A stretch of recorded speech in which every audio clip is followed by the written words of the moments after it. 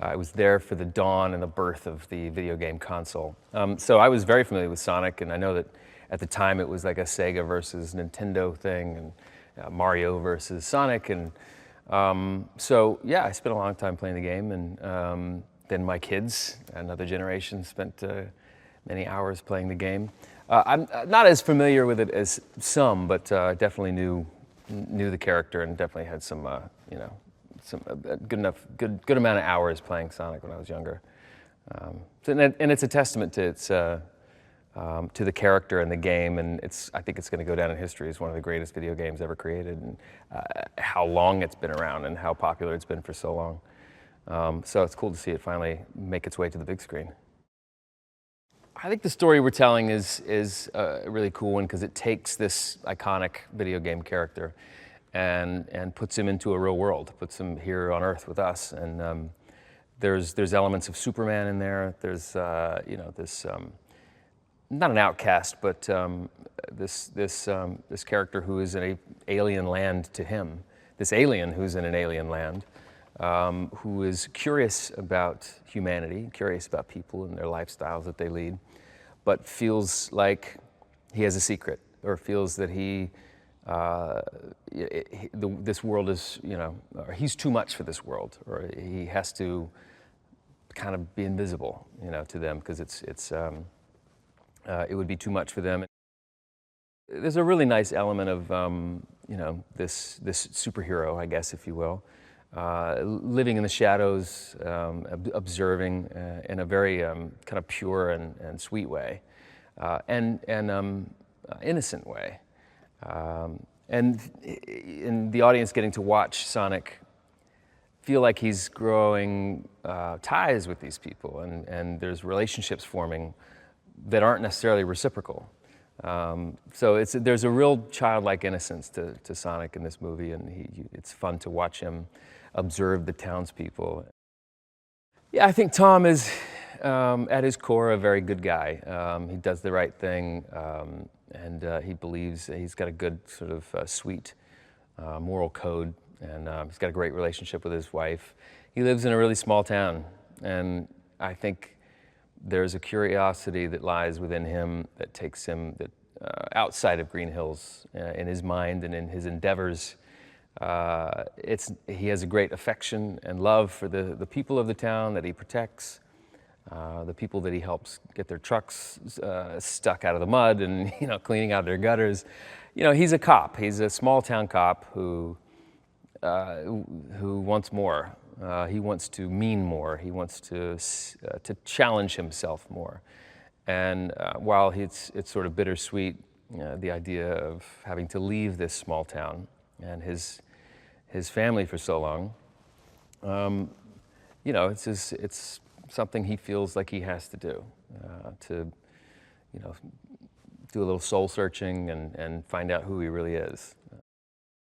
Sonic comes along, and Tom is, you know, in the middle of this point in his life where he's looking for meaning and purpose, and someone to really help, and a life to save. And yes, he's like this little blue alien hedgehog, so it takes him a second to kind of get his mind wrapped around that.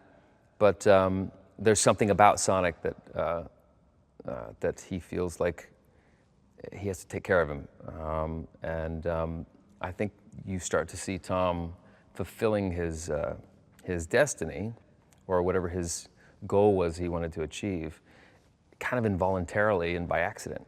That this little blue creature kind of comes into his life and gives him purpose. He's definitely one of those guys who will come in and you know, destroy it first and then learn about it later. So he's got his own sort of maniacal goals, and the main one being to find this alien and capture it and either destroy it or hold it prisoner and learn about it. But I think he wants to pull the trigger first and then ask questions later. So there's a real sense of peril, there's a real sense of dread that he carries with it. But there's a delicious badness to him that's kind of fun. It really makes it fun to watch. And But yeah, he's out to find Sonic and take him down at whatever cost. I know you're supposed to say in these things that working with this person is like a dream and that's your hero. He really is one of the actors that I looked up to the most growing up in this business, and even before that, his stand-up. He's a hero of mine, and the one saying that he has. They say don't meet your heroes, and this one, like, no. I'm glad I got to meet my hero. It is a joy to be on the receiving end of all of Jim's antics, all his the performance stuff that he comes with up with on set. To be looking at him in the eye when he's shouting at you, spitting in your face, 10 different lines, 10 different ways, and throwing himself on the floor. It's vintage Jim Carrey, and it's such a joy to watch. It's fun to see him have fun. It's fun to see him dive into something and just let loose again. And it's a perfect character for him. It's like you hire Jim Carrey to come on and be Robotnik because you want all those things that made him who he is, you know. So it's a real pleasure to get to see him kind of take the stage again and dive right in with reckless abandon. So it's been fun, and we kind of workshop the scenes sometimes. We do it as written, and we'll talk about other lines that we could maybe say and improv here and there, and it's great how reciprocal he is. Like, okay, is he gonna hate me? Is he gonna think all my ideas are stupid? And you come up with like one good idea, and he's like, yes, okay, you're on my team. Let's play. So it allows you to kind of immerse yourself in the scene a lot more than you normally would, because you're just hyper-focused on playing with Jim and getting in the sandbox and having a good time. And he has a great kind of childlike element of fun to him that just, you know, he just basically takes your hand and just pulls you in there with him. And so it's a real, I leave the set every day after working with Jim with a big grin on my face. She wants him to be happy. She doesn't want him to or to regret not making that decision, and so she's there to support him, and he would be there for her if she was wanting to do the same thing. So it's a real sweet dynamic, and Tika brings this real warmth and radiance to the role. You can hear her laugh a mile away when she steps on set. And she's just always smiling, and I don't know, it's a couple that you root for, a couple that you go, what are those memes where like, find somebody who smiles at you like Tika smiles at James. Ben is, he's one of our great comedians that are out there, great writers too. I'll text him, I'm like, hey, what would you think you would say if I said this? Or what would be a good response from me if you say this? And he'd kind of help, he's a good one. He's a funny one. I think he's a great actor to bring a very modern sense of humor to the character. Sonic should feel like he's 13, 14 years old. And there's a great childlike quality to Ben as well, where he can definitely tap into that 13, 14-year-old version of himself and sort of bring that to Sonic. And in a very human way. Jeff has a real specific, clear vision of what he wants for this movie, and you just want to climb into his head and be in his world in this, and contribute to it in a fun way. And that kind of what's the word? Collaboration. That kind of collaboration is rare, and it's what every actor wants. So Jeff will come over with a grin on his face, and I can already tell he's going to go, how do we make this better? What else can we say here? And that's not a knock to the writers of the script. The script is in great shape, but he's just like, the more stuff we get to play with in the editing room, the better. What you don't want an actor to feel like is nervous about trying something. And Jeff provides this really wonderful safety net and an environment where we can all come in and play and have a good time. He recognizes that audiences like to see people having a good time. They want to see actors on the screen enjoying themselves playing these roles. So there's a real warmth to Jeff. There's a real irreverent sense of humor that I think is going to be a fun thing to see how it comes out in the film. There's a real statement of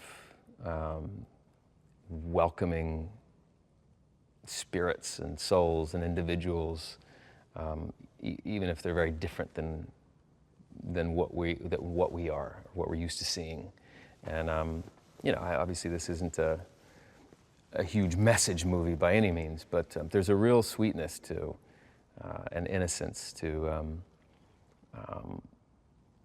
you know, to Sonic and what he represents, and I think he represents the child in all of us, and yeah, it's nice to, you know, Tom's purpose that he's looking for in his mind exists in San Francisco, being a cop in a real big city and not a small town.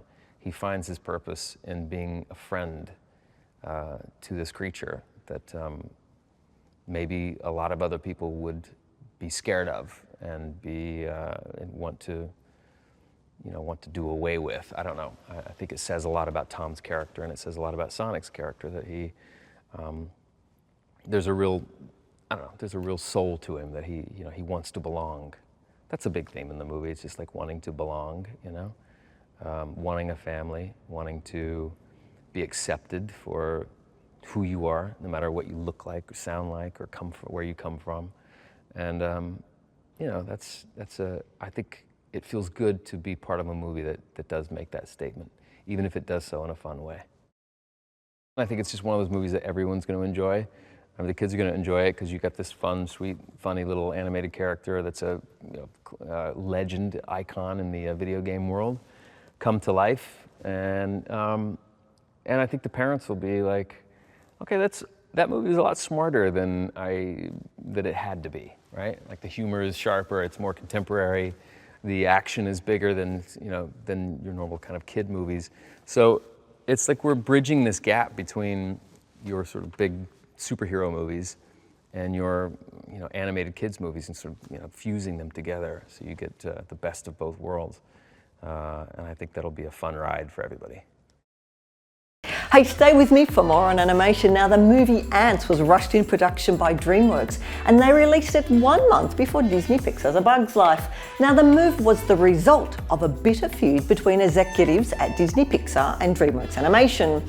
Now, which one did you like the best? Now, do you like my t-shirt? You can get one too. The link is in the description.